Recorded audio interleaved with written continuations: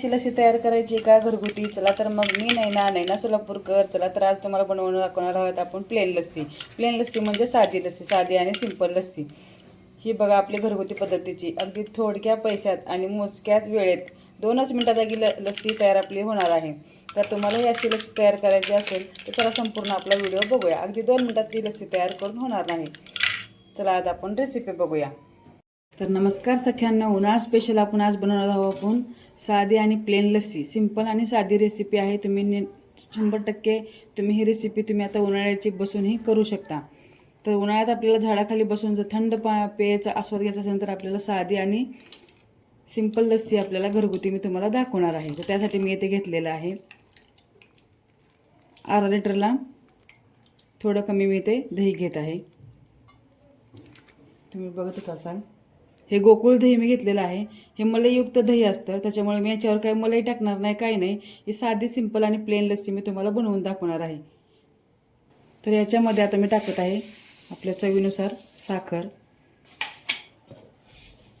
थोडंसं मीठ, आणि तुम्हाला जर हवं असेल तर याच्यामध्ये तुम्ही वेलची पूडसुद्धा ॲड करू शकता. माझ्याकडे वेलची पूड नाही आहे, त्याच्यामुळे मी फक्त साधी सिंपल आणि प्लेन लस्सी तुम्हाला व्हिडिओ बनवण्याचं दाखवत आहे. आणि लस्सी जास्त घट्ट पाहिजे असेल तुम्ही तुम्ही अशी नुसती फेटू शकता.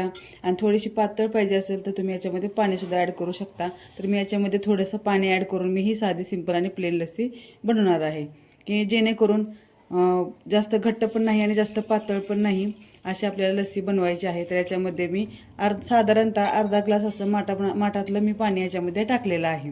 तर मी असं हे साखर विरघळेपर्यंत आणि जे दही आहे त्याच्या गुठळ्या थोड्याशा फुटेपर्यंत मी असं हलवून घेणार आहे. तर आता हे लस्सी पिण्याचे कारण काय माहिती आहे का? ताक आणि दही पिल्याने जरा थोडा शरीराला थंडावा आणि पचनास मदत होते. तर साधी सिंपल लस्सी ही करून तुम्ही नक्की बघा. आता इथं साखर विरघळेपर्यंत मी हलवून घेत आहे. तुम्ही बघतच असाल. तुम्ही याच्यामध्ये काजू किंवा पिस्तासुद्धा तुम्ही ॲड करू शकता, बदामचे कापसुद्धा ॲड करू शकता. तर हे बघा मी असं या पद्धतीने मी आता इथे सगळ्या आपल्या गुठळ्या झालेल्या आहेत बघा. तर अशा पद्धतीने आपल्या इथे गुठळ्या विरघळून झालेल्या आहेत. तर तुम्ही ही लस्सी, आता ही थोडीशी थंड नाही आहे, ही कमीच थंड आहे.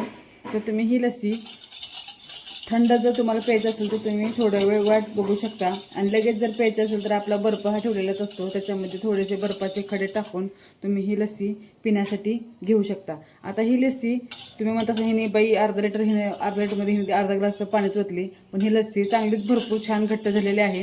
कारण गोकुळ दूध दही हे खूप छान असते, हेल्दी आणि पौष्टिक असते. ते तुम्ही नक्की वापरा, किंवा तुमच्या घरगुती दहीसुद्धा तुम्ही वापरू शकता. तर अशी ही लस्सी आपली आता तयार झालेली आहे. मी थोडंसं असं रवीसारखं असं इथे फेटून घेणार आहे, जेणेकरून तुम्हाला थोडंसं मलईवरती येईल आणि टेस्ट खूप छान लागेल. तर पहा आता हे फुगे बबल झालेले आहेत ना, ते मलईचे बबल झालेले आहेत आणि टेस्ट ही आपली खूप छान लागणार आहे. तुम्ही पाहू शकता कसे बबल्स त्याच्यावर आलेले आहेत. हे पूर्ण मलई आहे. तर आता ही लस्सी आपली कशी झालेली आहे तुम्ही नक्की कमेंट करून सांगा. आणि तुम्हीही आता उन्हाळा स्पेशल लस्सी पिण्याचा आनंद घ्या.